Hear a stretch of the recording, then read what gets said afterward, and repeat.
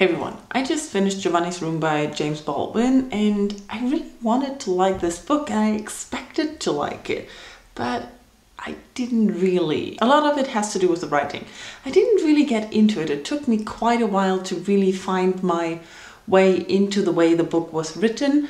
It's written a lot in present tense, past tense, jumping around between different times, and it's not always obvious when the change is. So sometimes you're like, what, who's talking, when are we? And I didn't really like that. I normally like flashbacks, but I didn't feel they were very well done in this book.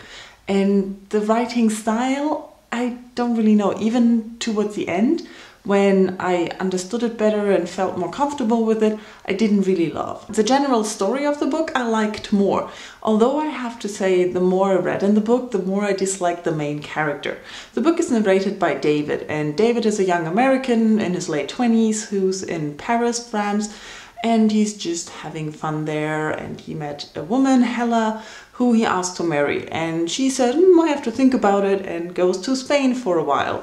And while she is in Spain, he meets Giovanni, and he kind of falls in love with Giovanni. So this whole book is about how David is confused about his sexuality. He doesn't know what he wants. One of the bigger struggles he has to deal with is that the American society and his life there and his understanding of relationships brands man-man relationships as dirty and wrong and not something that you should have. On the other side, he also struggles with the fact that he does want to have a family. He wants to be the provider. He wants to have the woman waiting for him at home and make children and all the normal American life. He kind of wants that. So he struggled with two things, that on the one side he really likes the life with Giovanni and likes him and likes man, but his whole upbringing tells him it's wrong, it's dirty, and it's always mentioned that it's dirty what they do in the book. The struggle you see in David is something I think is very interesting. What I don't like about David is that the more you get to know about him, that he's a very, very selfish and mean person. He's just using and abusing everyone.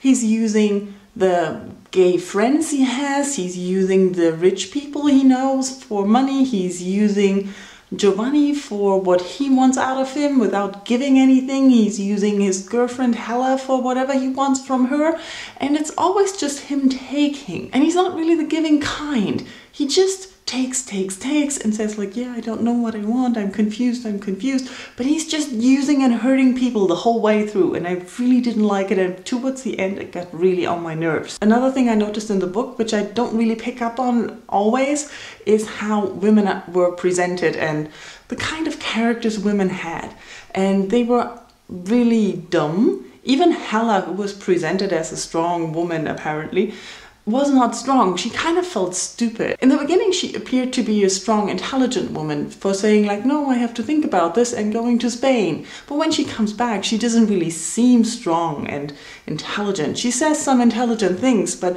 she doesn't seem to really comprehend what they actually mean. And the things she wants are very stereotypical, like women go to the kitchen, they want to have a family. Yes, she says the dependency is kind of not really good, but it's part of the deal. And I don't really know, it somehow rubbed me the wrong way. There are also not many women in the book, but the others are also not really important. They don't have a say. The representation of women really did not make me like this book. And then there is the fact with all these stock figures. Every character seemed rather stereotypical. We had the old, rich, leery gay guys who were using the young, good-looking boys, and the young, good-looking boys who were using the old gay guys to get money, and just, it was an exchange of food for sex kind of thing. And it was presented in a way as it probably was and is, but still it was very stock figure-y, and yeah, that kind of got boring after a while with all these flat characters. This is rather long for a 150-page book. In general, I would say pick up the book, see for yourself what you think. A lot of people love the writing, a lot of people love the story. For me, it was the characters that really didn't do well for me. Tell me if you disagree, let's talk about Giovanni's Room, and I'll see you all soon. Bye-bye.